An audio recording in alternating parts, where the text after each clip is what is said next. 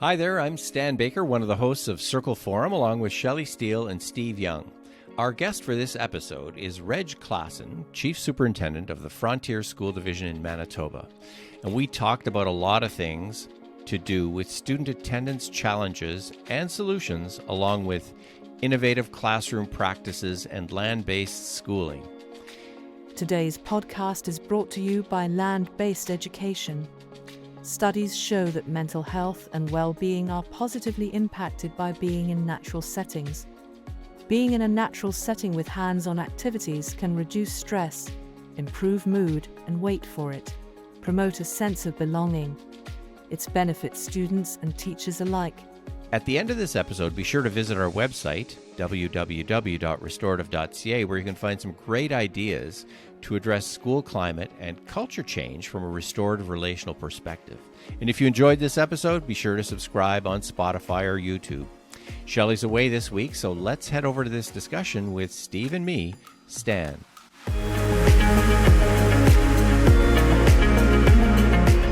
Welcome, Rich, to our podcast. Thank you for having me. Good to have you here, and wanted to talk about student attendance and a question that came up in a previous discussion that you and I had is, like, where do we start with student attendance? That is a good question. I think we maybe need to start by speaking differently about student attendance. We talk about, in Manitoba, we've come out with a document that says student absenteeism, chronic absenteeism, and we start from the position that we assume that students should be in school and that it's good for them. And I think we need to ask another question: what's going on in the classroom that would be inviting to students, that would want them to come? And so we've had a couple of examples that have been a little bit eye-opening for us. We've initiated a fairly rigorous literacy program in our K-3, and students and teachers who are jumping into that, and students who are there enough that are participating and learning. I've had a number of principals say to me, in that classroom, attendance has improved and behavior has changed, both of them for the positive. And so I really think that as educators and as schools, we need to think about what's going on in the classroom. And how does what I'm doing as a teacher, how is that inviting not only to students, but to parents, inviting them to see the value in what we're doing and how that's going to benefit their child? And I think we too often talk about the student who's not there, as opposed to talking about what in fact is going on in the classroom. Because when I walk around the classroom and desks are in rows and kids are doing paperwork, I too would not want to be there. And I'm an adult and I already know that it's good for me. So You've already learned that much anyway. I've learned that much. For us, it becomes especially important when we think about Indigenous students and the history of what schooling has done. And Judge Murray St. Clair said, schooling got us into this mess and schooling's going to get us out. Yeah. But we're not going to get out of this mess if we don't help and work closely with those people who have been traumatized, i.e., the generations that went before those who are in the school now. And that takes some significant kind of work. And we often talk about schools being the place that students need to be, but we're not very inviting to parents either. When parents come, they have to check in at the office and they have to report, and we expect them to visit as opposed to come and be involved. I really believe that we need to shift the thinking. A friend of mine, a retired superintendent, and I were talking about attendance, and I said, all I want from the government is for them to tell me how many days of school I'm supposed to have in a year. Don't tell me when to start. Don't tell me when to take my breaks. Don't tell me when to end. Let me sit down with my communities, all of which are isolated, and figure it out. We'll get the days in, but when the month of June comes along, my kids don't want to be in school. They're more likely to be in school sometime in August. And my teachers are tired because they work hard, because we're always looking for more teachers. We never have a full complement of teachers. And so I need to pencil in breaks for them. And I need to help them come out of those remote communities for those breaks. So when they go back, they're rejuvenated and they have the energy to plan the classroom that I was referring to. How do we create those conditions such that you get that freedom from your level to start that planning? The teachers feel that they have the freedom to begin to think outside the box and do things differently in their classrooms and make them more welcoming. How do we empower principals and vice principals and then teachers to make those changes, to let loose of the old binding ways that we did things and try things that are absolutely off the wall or different? I would begin by our assumption that school needs to take place in a classroom. Mhm. I would begin there. I think the assumption that school needs education, learning takes place in a school is a construct that doesn't work. Children learn all the time. And what is it that we want to learn? I'll give you this example. I walked into a principal's office and he was just distraught because he didn't have enough minutes of the day to put in all of the minutes for all of the curriculums that he had in front of him. I took his paper and in a dramatic fashion, I took it off his desk and turned it upside down. I said, there's only one thing I want you to be able to do for these kids. And that is to make sure that they know how to read at a grade 3 level by the end of grade 3. Quit squeezing everything else into there. They need to know how to read. We need to open the doors in literacy. And if we do that, then it's going to be easier for them to do everything else.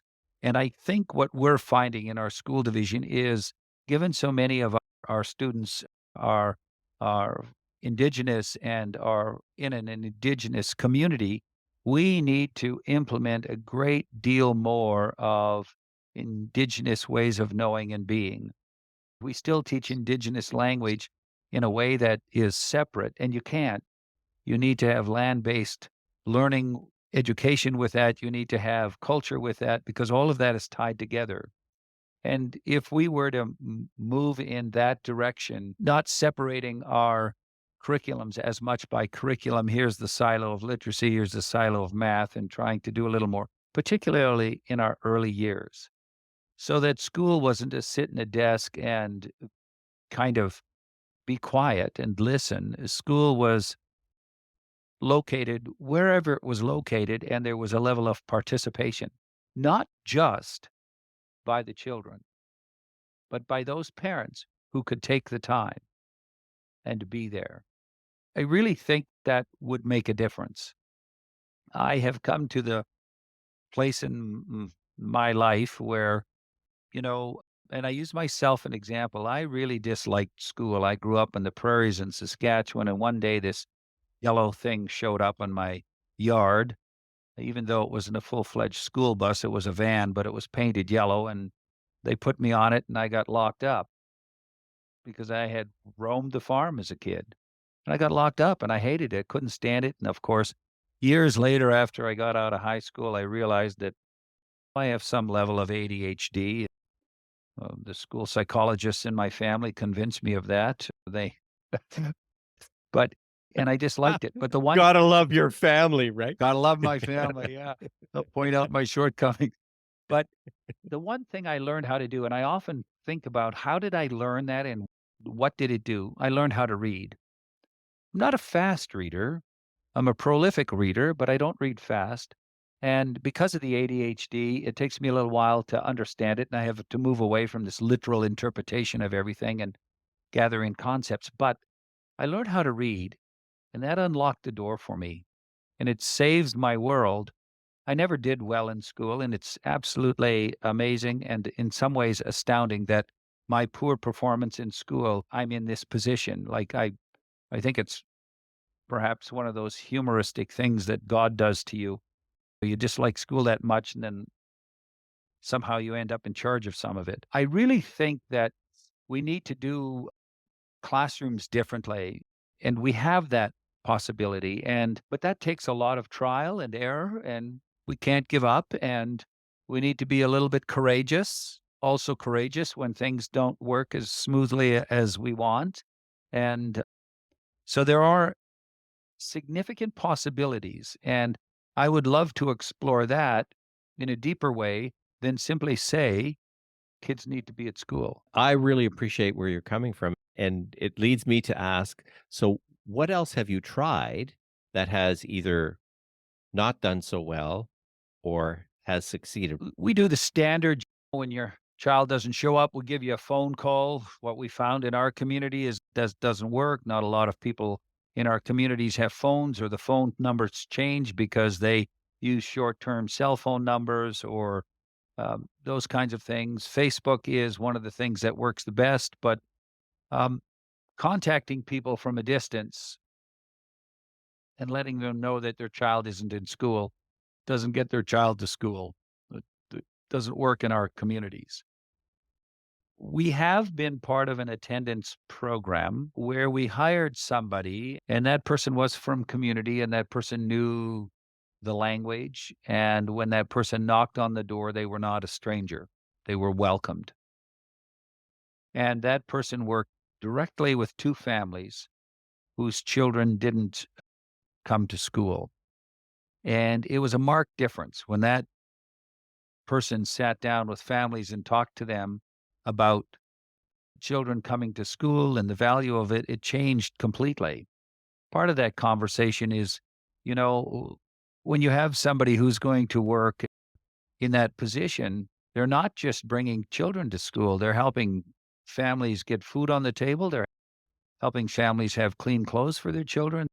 They're helping families determine what a good bedtime is, and helping families understand that education is one of the few things in this world that has the opportunity to take people out of poverty in one generation. So we found that was significant, the biggest catalyst to getting children into school.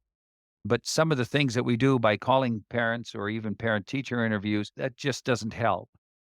And I think somehow when we are looking to get students who haven't been in school in grade 8 and their attendance has already been poor all this time, we've actually missed the opportunity.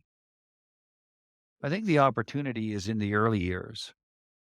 And I think that's where we need to spend our time and help them understand that good things are going to happen in school. We're going to try to make good things happen.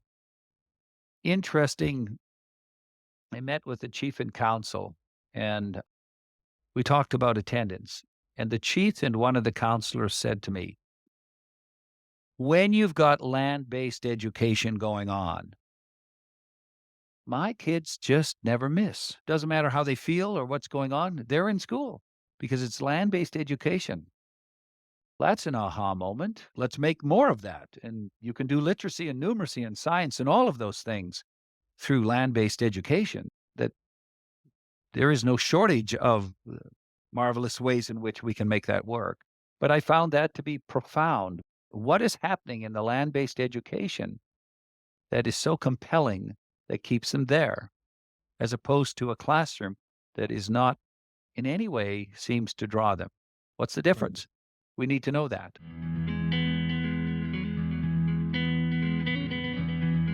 Well, we could have talked with Reg Klassen for a long, long time. As a matter of fact, we've had to divide this podcast into 2 parts. Make sure you tune into the second part where Reg talks more specifically about how he involves Indigenous communities and elders in building communities within the school. You're not going to want to miss that. Find out more about our work on restorative practices by checking out our website, www.restorative.ca. And you can send me an email to stan@restorative.ca. So stay tuned for part 2 coming soon.